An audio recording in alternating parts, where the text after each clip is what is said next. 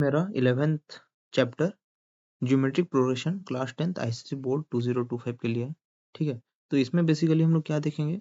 ठीक है, एक सीक्वेंस होगा, सीक्वेंस ऑफ नंबर्स होंगे। ठीक है ना, सीक्वेंस ऑफ नंबर मतलब जैसे कि 3 2 5 6। ठीक है, और इनके बीच में रिलेशन देखेंगे। ठीक है, तो शुरू करते हैं। ठीक है, तो ज्योमेट्रिक प्रोग्रेशन एक्चुअली है क्या।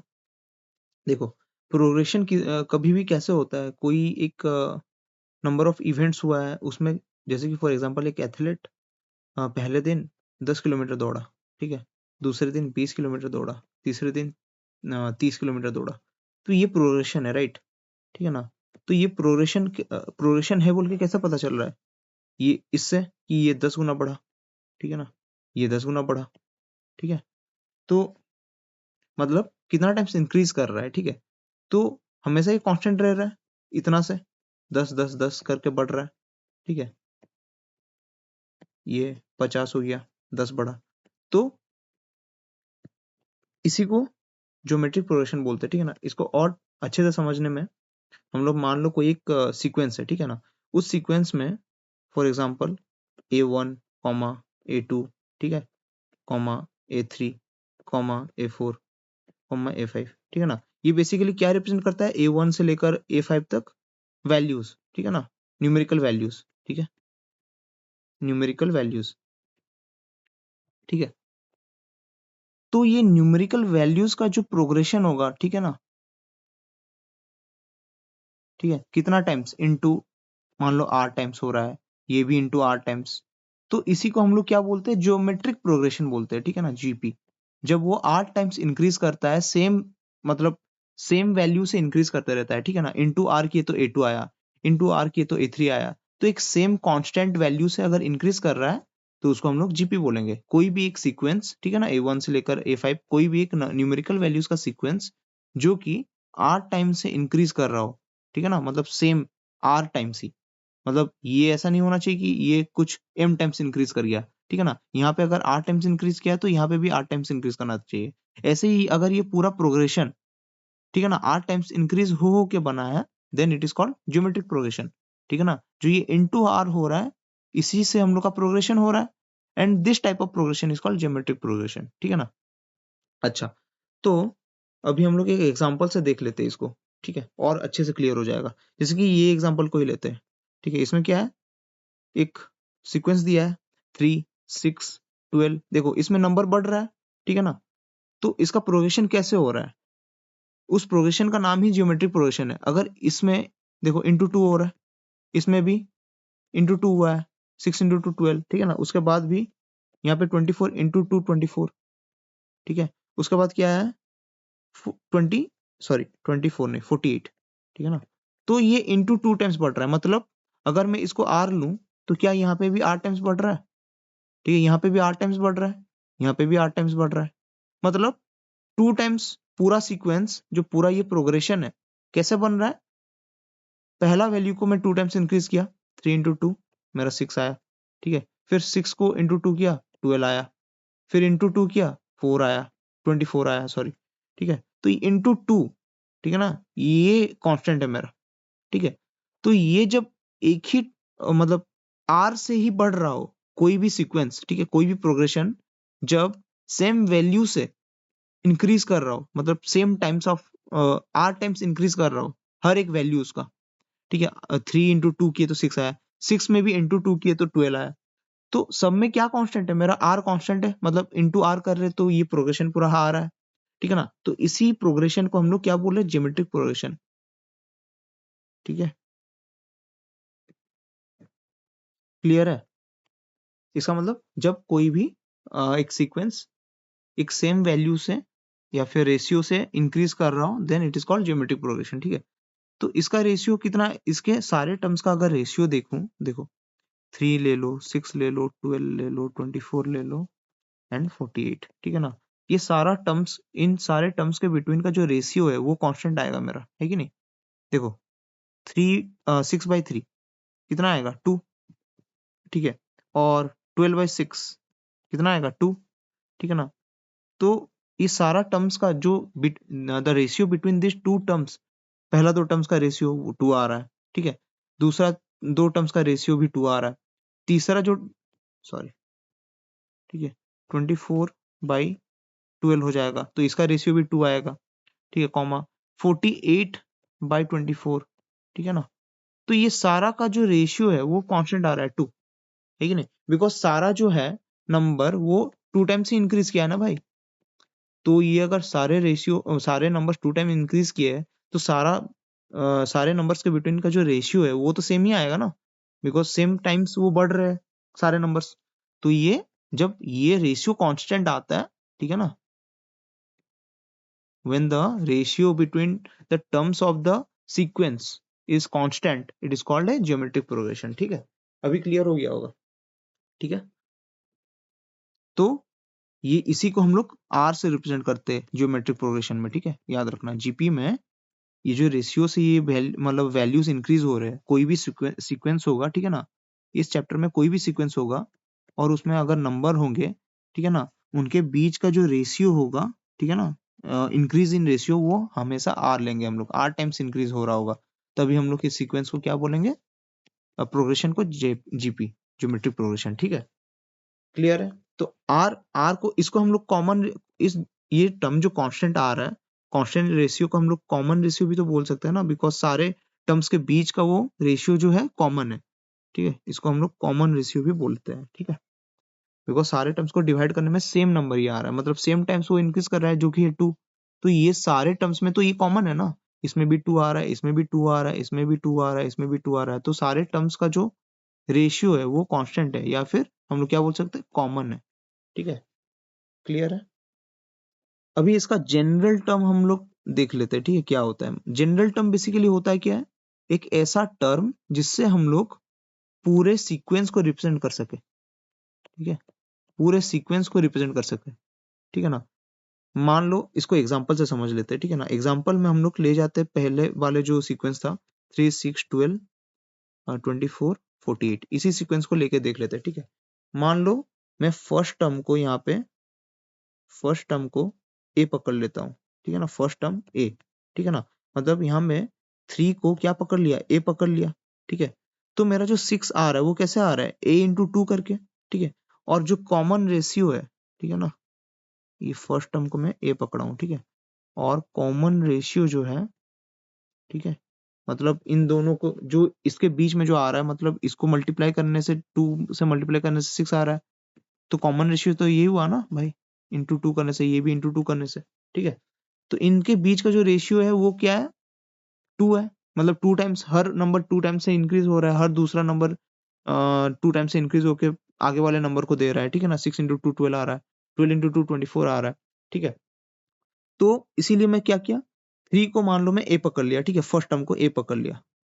तो यहाँ पे जब 6 आएगा मेरा, ये कैसे आ रहा है, ए में मैं कितना मल्टीप्लाई कर रहा हूँ, ए इंटू 2, ठीक है ना, और कॉमन रेशियो को मैं आर ले जाता हूँ, ठीक है ना, आर ही तो रिप्रेजेंट कर रहा है 2 को, ठीक है।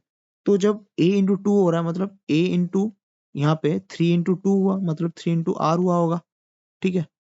उसके बाद जब मैं 12 लिख रहा हूँ, ठीक है ना, ये अभी देखो, ये वाला मेरा पूरा सेकेंड टर्म हो गया, ठीक है ना।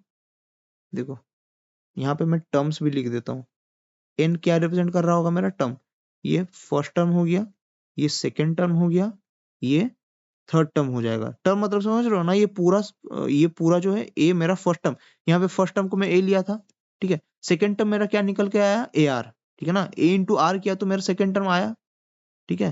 तो इसको मैं क्या बोल सकता हूँ, ए आर। तो ए आर मेरा, ए इंटू आर मतलब 3 इंटू 2, आर मेरा क्या है यहाँ पे 2 है, ठीक है ना। तो 3 इंटू 2 आया मेरा 6, क्लियर है। अभी ये सेकेंड टर्म है, जब इसमें जब मैं आर मल्टीप्लाई किया होगा तब मेरा ये 12 आया होगा, मतलब ए इंटू आर इंटू फिर से आर मल्टीप्लाई होगा, बिकॉज ये ए आर तो सेकेंड टर्म था ना, इसी में तो इंटू आर हुआ, तब मेरे को ये मिला, ठीक है। तो ये क्या मिल जाएगा मुझे, ए आर स्क्वायर, क्योंकि आर यहाँ पे पहले से था, फिर से इंटू आर करूंगा तभी तो ये मिलेगा मेरे को, ठीक है। देखो यहाँ पे इंटू आर किया तब मेरे को ये मिला, यहाँ पे इंटू आर करूंगा ये मिलेगा, फिर जो 24 आया, ठीक है, ये मेरे को कैसे मिलेगा, यहाँ पे इंटू आर करूंगा तो, ठीक है, तो ये ए आर क्यूब, ठीक है। उसके बाद फिर से 48 कैसे आएगा, यहाँ पे इंटू आर करूंगा तो यहाँ पे A are to the power 4, ठीक है। तो यहाँ पे एक रिलेशन देखो मिल रहा है मुझे क्या, ठीक है। ये देखो फर्स्ट टर्म में आर का वैल्यू कुछ नहीं था, यहाँ पे कोई आर का टर्म है, यहाँ पे तो सिर्फ ए है ना, यहाँ पे आर टू द पावर 0 लिख सकता हूँ because R to the power 0 1 होगा। तो A into are to the power 0 मेरे को क्या देगा, ए ही तो देगा बिकॉज ए इंटू ये 1 है, ठीक है ना। R to the power R to the power 0 1 ही होगा, anything to the power 0 is 1, तो यहाँ पे ए दे देगा मेरे को, ठीक है। और पहला टर्म में एन का वैल्यू जब 1 है, मतलब ये फर्स्ट टर्म को मैं 1 ले रहा हूँ, ठीक है ना, ये सेकंड टर्म, ठीक है, ये थर्ड टर्म, ये एन मेरा क्या रिप्रेजेंट कर रहा है, टर्म, ठीक है, ये फोर्थ टर्म, ये फिफ्थ टर्म मान लो, ठीक है। तो इनके बीच में क्या रिलेशन आ रहा है, एन और आर के बीच में, जो मेरा एन है अगर मैं इससे -1 करूंगा तो आर में मेरा 0 मिल जाएगा, ठीक है। मतलब इसको मैं कुछ ऐसे लिख सकता हूँ, A are to the power n-1, right, क्योंकि n मेरा जब 1 है, ठीक है, n मेरा जब 1 है तो r मेरा 0 है, राइट, तो 1 - 1 ही तो 0 आएगा, ठीक है। इसमें भी लगा के देख लो, जब यहाँ पे n का वैल्यू 2 है, ठीक है ना, मतलब यहाँ पे n का वैल्यू 2 आएगा, ठीक है, और मेरा यहाँ पे r कितना था, a to the power a into R था, तो यहाँ पे भी जब n का वैल्यू मैं 2 डालूंगा, यहाँ पे r का वैल्यू कितना आएगा, 2 - 1 a to the power r, है कि नहीं, ये आ रहा है ना, ये मुझे आ रहा है ना, 8 a इंटू आर आ रहा है।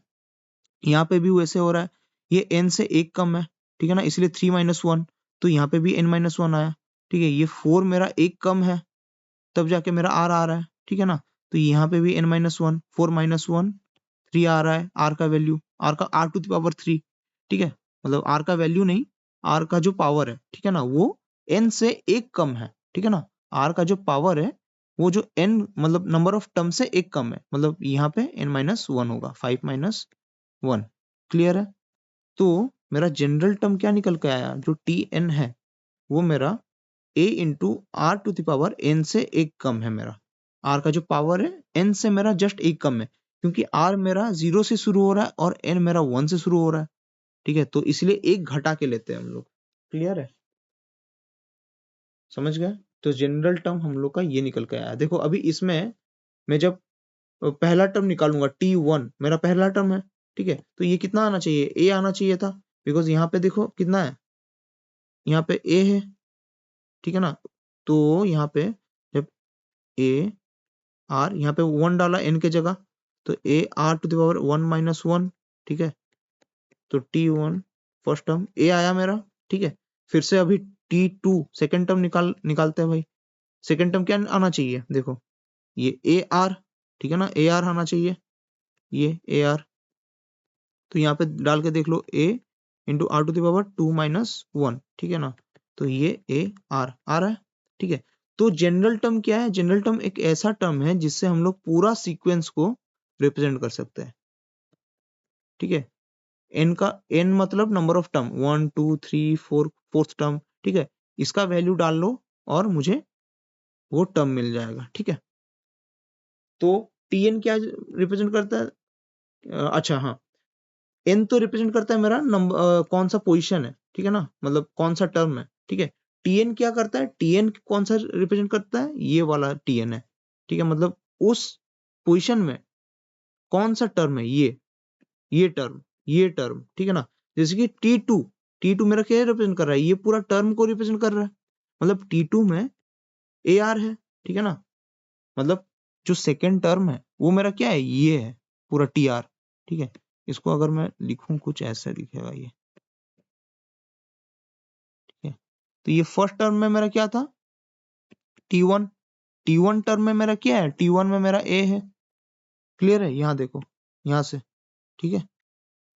सेकेंड टर्म मतलब टी2, ठीक है ना, तो ये बेसिकली क्या रिप्रेजेंट कर रहा है, वो टर्म को रिप्रेजेंट कर रहा है, और ये क्या नंबर पोजीशन रिप्रेजेंट कर रहा है टर्म का, सेकंड पोजीशन, ठीक है। सेकंड पोजीशन में कौन सा टर्म है ना, टी टू में क्या स्टोर्ड है, ए आर, ठीक है, समझ में आ रहा अभी, कंफ्यूज नहीं होने का, ठीक है। अगर हो रहे हो तो कमेंट में पूछ लेना, फिर से मैं बता दूंगा, ठीक है, कहाँ पे नहीं मतलब समझ नहीं आया।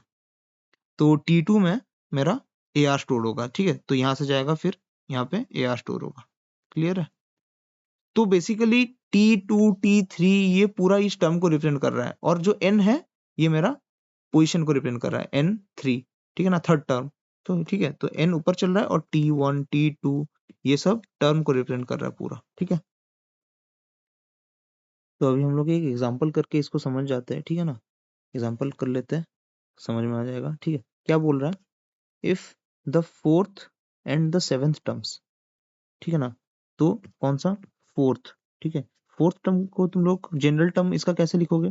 T4 equal to a into are to the power n-1, मतलब n तो 4 है, 4-1 मतलब एक r की पावर तो एक कम हो रहा था, बिकॉज ये तो n था ना। n से मेरा r का पावर जो था n-1 था, ठीक है ना।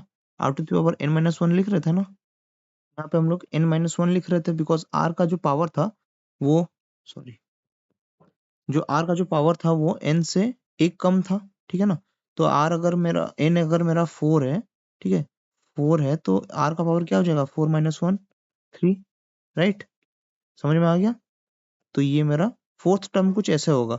T4 कैसे आ रहा होगा? a into are to the power 3, ठीक है ना। और T7 सेवेंथ टर्म बोला है, तो सेवेंथ टर्म मेरा कैसे आ रहा होगा? T7, ठीक है ना। देखो टर्म का वैल्यू क्या होगा? T7 equal to a into are to the power 6 होगा, बिकॉज n से एक कम होगा r का पावर, ठीक है ना। यहाँ पे n-1 होगा, ये वाला पार्ट, ठीक है ना। r की पावर n-1, तो 7-1 6, ठीक है। तो अभी देखो, अभी क्या बोल रहा है? फोर्थ टर्म जो है वो 54 है। देखो, if fourth and seventh terms of a GP are 54 and 1458 respectively, मतलब T फोर्थ ये वाला टर्म मेरा कितना है? 54 है, मतलब 54 equal to a to the power a into are to the power 3 लिख सकता हूँ, बिकॉज T फोर्थ ये पूरा फोर्थ टर्म कितना है मेरा? 54, ठीक है। और सेवेंथ टर्म कितना है मेरा? 1458, ठीक है, 1458 इक्वल टू मैं क्या लिख सकता हूँ? a into are to the power 6। Clear है? देखो अभी इसका क्या पूछ रहा है? Common ratio. सिंपल क्या करो, इन दोनों को डिवाइड कर दो, ठीक है ना। बिकॉज अच्छा हाँ, बड़ा को छोटा से डिवाइड करना भाई, वरना गलत आ जाएगा, ठीक है। ठीक है, डिवाइडिंग 1/2, तो 1458 बाई 54, ठीक है ना। सॉरी, हाँ ठीक जा रहा है, a into are to the power 3 by, sorry, a into are to the power 6 by a into are to the power 3, ठीक है। तो ये मेरा 2 4 जा 2 2 जा 4 1 4 2 7 जा 14, 2 7 जा 14, 2 2 जा 4 1 8 2 9 जा 18, 3 9 जा 27, 3 2 जा 6 1 2 3 4 जा 12, 3 3 जा 9, ठीक है। और ये आ जाएगा 3 3 जा 9, 3 8 जा 24, 3 1 जा 3, तो ये 27 आ रहा है कुछ, ठीक है ना। तो यहाँ पे a r to the power 6 by a r to the power 3 equal to 27 आ रहा है मेरा, ठीक है। 27/1 नीचे, और यहाँ से देखो ए कट जाएगा, और ऊपर में इसको मैं कुछ ऐसे लिख सकता हूँ, 6-3 a are to the power 6-3, because ये r में से 3 घट जाएगा तो 6-3 हो जाएगा, ठीक है। और जो रेशियो में होता है, मतलब नीचे होता है, वो ऊपर जाके माइनस हो जाता है, ये ऊपर जाके माइनस हो जाएगा, बिकॉज r सेम था, तो पावर माइनस हो जाता है, ठीक है ना। याद है कि नहीं ये कॉन्सेप्ट? अगर प्लस में होते हैं ये दो चीज, तो ये मेरा, सॉरी, ये अगर मेरा इनटू में होता तो ये प्लस हो जाता, पावर्स प्लस हो जाते, और अगर डिवाइड में होता है तो पावर्स माइनस हो जाता है, ठीक है ना। क्लियर है? तो ये मेरा 27 आ जाएगा। तो r टू द पावर 3 मेरा कितना आ रहा है? 27। r मेरा कितना आ रहा है? 3 आ रहा है, राइट। बिकॉज इसका जब क्यूब कर देंगे, देखो भाई इतना तो समझ जाओ, 10th क्लास हो गए हो, ठीक है, ठीक है। तो ये 3 इंटू 3 अरे बच्चों समझ में आ रहा है? ठीक है, तो ये आ जाएगा 3, ठीक है। कॉमन रेशियो मेरा निकल गया, ठीक है। अभी कॉमन रेशियो निकलने के बाद क्या पूछ रहा है देख लेते हैं, ठीक है। देखो कॉमन रेशियो 3 निकल गया, ठीक है। तो अभी फर्स्ट टर्म पूछ रहा है, ठीक है। फर्स्ट टर्म कैसे निकालोगे? फर्स्ट टर्म निकालने के लिए ना एक अच्छा मेथड है, देखो यहाँ पे मुझे कोई भी एक टर्म ले जाओ, ठीक है, जैसे कि टी फोर्थ टर्म मेरा पता है, ठीक है, A into are to the power ये 3 होगा, बिकॉज एन से एक कम होता है, ठीक है, आर का पावर। टी फोर में हम लोग को 54 पता है, ठीक है ना, देखो टी फोर का वैल्यू कितना है 54 इक्वल टू ए मेरा पता नहीं है, यही तो फर्स्ट टर्म है ना, इसी को निकालना है, तो ये इसको मेरे को फाइंड आउट करना है, ठीक है ना। तो देखो ए फर्स्ट टर्म फाइंड आउट करने के लिए ना मैं कोई भी एक टर्म को पकड़ लिया, ठीक है, और उसमें मेरे को ए फाइंड करना है, तो A into are to the power 3 है, और आर मेरा कितना निकला 3 निकला, 3 टू द पावर 3, राइट। तो 54 इक्वल टू ए इंटू 27, ठीक है, तो ए इक्वल टू मैं 54/27 लिख सकता हूँ, कितना आएगा 2 आएगा, सिंपल दिख रहा है भाई, ठीक है। तो फर्स्ट टर्म निकल गया। तो देखो सबसे पहले हम लोग क्या निकाले, आर निकाले, कैसे निकाले, बाय डिवाइडिंग दिस टू, ठीक है ना, ये दोनों को डिवाइड कर दिए, ठीक है, तो ये दोनों को डिवाइड करने से मेरा आर निकल गया ये, ठीक है। आर निकालने के बाद फर्स्ट टर्म निकालने के लिए मैं क्या किया, कोई भी एक टर्म मैं लिया जो कि नोन था मेरा, ठीक है ना, T4 मेरा दिया हुआ था क्वेश्चन में, तो मैं उसको लिया एंड उसका फॉर्मूला में पुट किया, जनरल टर्म में पुट किया, ठीक है ना। तो उसमें मेरे को फर्स्ट टर्म ही मेरा अननोन था, तो इसलिए मेरा फर्स्ट टर्म निकल के आ गया 2। क्लियर है। तो सबसे पहले आर निकालना है, उसके बाद उस हिसाब से फर्स्ट टर्म निकल जाएगा। कोई भी नॉन टर्म को ले जाना, उसको जनरल टर्म में पुट करके निकल जाएगा ए मेरा फर्स्ट टर्म, ठीक है। उसके बाद क्या पूछ रहा है, उसके बाद nth टर्म तो भाई टी एन, ठीक है, ये कैसे होगा, t n equal to a into are to the power n minus one, because n से मेरा आर जो होता है, आर का पावर एक कम होता है, ठीक है, तो ये हो गया। क्लियर है। nth टर्म तो ऐसे ही होगा, बिकॉज ये जनरल टर्म के बारे में पूछ रहा है, nth टर्म मतलब t n equal to a into are to the power n minus one, ठीक है। सिक्स्थ टर्म पूछ रहा है अभी, देखो अभी तो तुम लोग को बहुत ईजी हो गया। सिक्स्थ टर्म में क्या हो जाएगा, A into are to the power 5, because 6 है एन, एन से एक लेस होगा 5, ठीक है, और सिक्स टर्म पूछ रहा है, T6 पूछ रहा है मेरा, तो ए तो मुझे पता है ना भाई 2, एंड आर भी पता है 3 टू द पावर 5, ठीक है। ये कितना आ जाएगा, 2 इंटू 2 43 आ जाएगा, ठीक है। उसके बाद क्या करना, ये क्या हो जाएगा, सॉरी ये मेरा निकल जाएगा 2 3 6, 2 4 8, 2 2 4, 486, ठीक है। क्लियर है। अच्छा देखो, तुम लोग को पावर निकालने का ना एक ट्रिक बता दे रहा हूँ। देखो 3 टू द पावर 5 दिया है, ठीक है ना, तो इसको मैं कैसे निकालता हूँ कि इसको मैं ब्रेक कर देता हूँ। देखो पहले 3 इंटू 3 का निकाल दिया मैं 9, ठीक है, 3 इंटू 3 का 9, ठीक है ना, दो दो में ब्रेक कर दिया हूँ, ठीक है।